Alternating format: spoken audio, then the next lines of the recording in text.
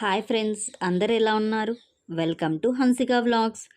మన దక్షిణ భారతదేశంలోని అతి ప్రసిద్ధిగాంచిన దేవాలయాలలో ఒక దేవాలయాన్ని అయితే మీకు ఈరోజు చూపించబోతున్నాను. ఆ పుణ్యక్షేత్రం ఎక్కడుంది? సాక్షాత్తు త్రిమూర్తులు పాదం మోపిన పుణ్యక్షేత్రం అది. అంతేకాకుండా మన భారతదేశంలో శివకేశవులు ఇద్దరు నిత్యం పూజలు అందుకుంటున్న ఏకైక క్షేత్రం అది. ఎంతో పుణ్యం చేసుకుంటే కానీ బ్రహ్మసూత్ర లింగాలని దర్శనం చేసుకోలేము. అలాంటి లింగాలని ఈరోజు మీకు చూపించబోతున్నాను.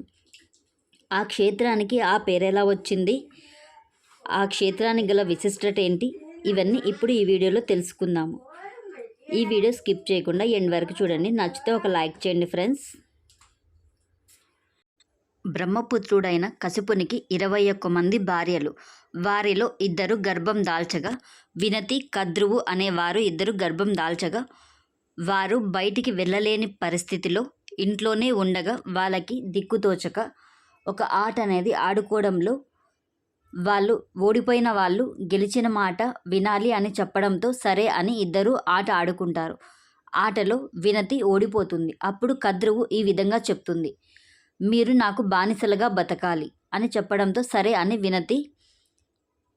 దాని తర్వాత కద్రువు సర్పాలకి జన్మనివ్వగా వినతి గరుత్మంతునికి జన్మనిస్తుంది. అలా కొద్ది కాలం గడిచిన తర్వాత గరుత్మంతునికి కోపం వచ్చి మనం ఎన్ని రోజులు బానిసగా బతకాలి, ఎందుకు మనం బానిసలుగా బతుకుతున్నాము అని తల్లిని అడిగినప్పుడు తల్లి ఈ విధంగా చెప్తుంది, మేము ఇలా ఆట ఆడుకున్నప్పుడు ఓడిపోయాము, అందుకే బానిసలుగా బతుకుతున్నాము అని చెప్పగా గరుత్మంతుడు పినతల్లి దగ్గరికి వెళ్ళి, ఇంకా మేము ఎన్ని రోజులు ఈ బానిసగా బతకాలి, ఈ బానిసత్వం పోవాలి అంటే మేము ఏం చేయాలి అన్నప్పుడు కద్రువు దేవతల దగ్గర ఉండే అమృతాన్ని తెచ్చి ఇవ్వమని కోరుతుంది. అప్పుడు గరుత్మంతుడు సరే అని బయలుదేరినప్పుడు దేవేంద్రుడి చేతిలో అమృతాన్ని చూసి అది నాకు కావాలి అని అడిగినప్పుడు దేవేంద్రుడు అలా ఇచ్చేది కాదు అని వాళ్ళిద్దరి మధ్య పెనుగులాట జరగడంతో అప్పుడు ఆ కలశంలోని అమృతము 2 చుక్కలు ఈ పెన్నా నదిలో పడుతుంది. అప్పుడు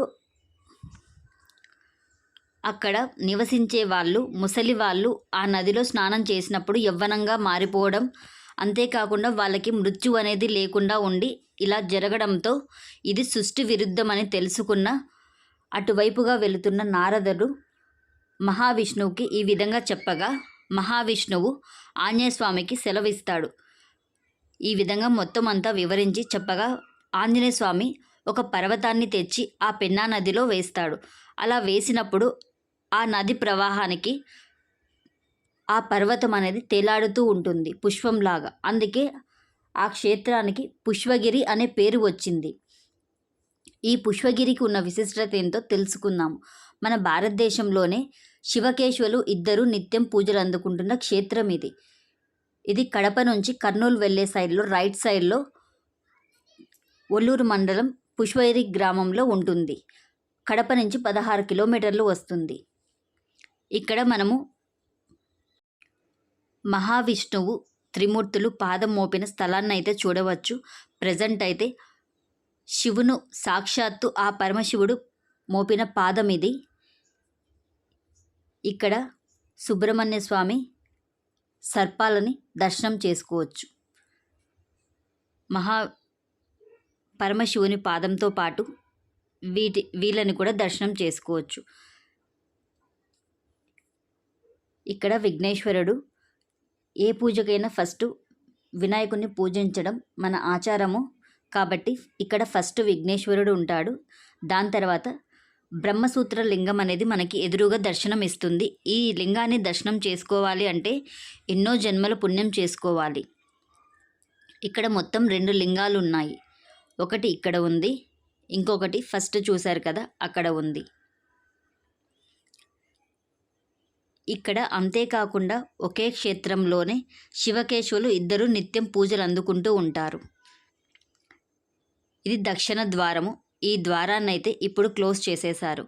ఇది ఎందుకు క్లోజ్ చేశారంటే ఆ పెన్నా నది ప్రవాహం ఎక్కువ అవ్వడంతో ఇక్కడ ఎక్కువగా మనుషులు చనిపోతూ ఉన్నారు. ఈ పెన్నా నదిలో సుడిగుండాలు ఎక్కువగా ఉన్నాయి. వాటి వల్ల ప్రమాదం జరుగుతుంది.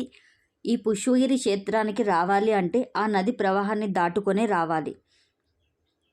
ఇప్పుడు ఇటు సైడ్ కూడా మార్గం ఉంది. ఈ పుష్పగిరి క్షేత్రానికి రావాలి అన్న వాళ్ళు ఏదన్నా తెచ్చుకోవాలన్నా కూడా ఆ నది దాటుకొని ఇక్కడికి రావాలి.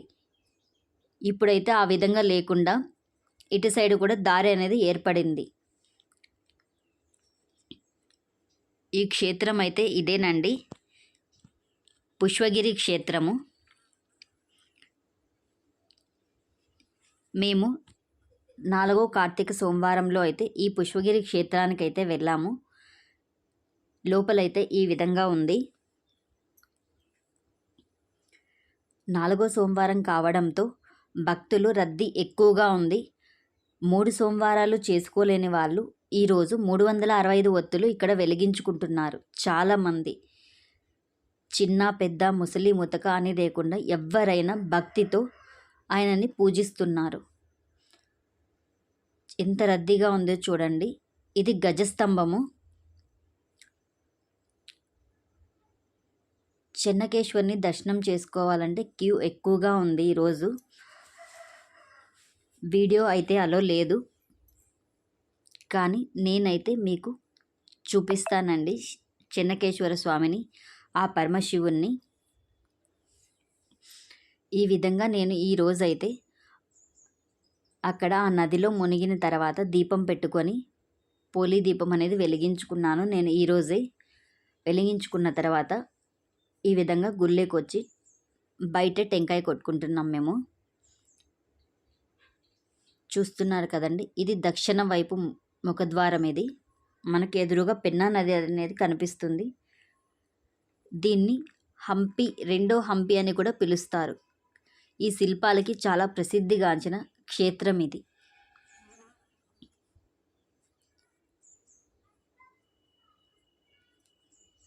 చాలా అంటే చాలా రద్దీగా ఉందండి. మీరు ఇప్పుడు చెన్నకేశ్వర స్వామిని అయితే చూడొచ్చు, కనిపిస్తుంది కదండి. ఇక్కడ వీడియో ఫొటోస్ అయితే అలో లేవు, అందుకని కొంచెంగానే తీశాను నేను. నాతో పాటు మీరు కూడా దర్శనం చేసుకుంటారు అని ఒక చిన్న కారణంతో చేశాను. ఇక్కడ ఈ విగ్రహాలు కూడా దర్శనం ఇస్తాయి. 101 దేవుళ్ళు అయితే ఇక్కడ కొలువై ఉన్నారంట. నందీశ్వరుడు, శివలింగం అండి ఇది.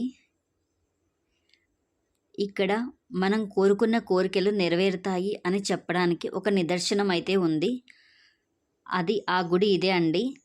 శివలింగం ఎదురుగా మనం పైనుంచి రాయి వేసినప్పుడు మధ్యలో పడితే కనుక మనం కోరుకున్న కోరిక నెరవేరుతుంది అని భక్తుల ప్రగాఢ నమ్మకం ఇది. అందుకని చాలామంది అయితే క్యూ కట్టి అక్కడ వేయాలి అని వేస్తున్నారు చూడండి. శిల్పాలకు ప్రసిద్ధిగాంచిన దేవాలయాలండి మన పుణ్యక్షేత్రాలు. మన భారత సంస్కృతిలో ఎక్కువ దేవాలయాలకి, శిల్పాలకి ప్రాధాన్యత ఇస్తారు కదా. ఎంత బాగున్నాయో చూడండి శిల్పాలు.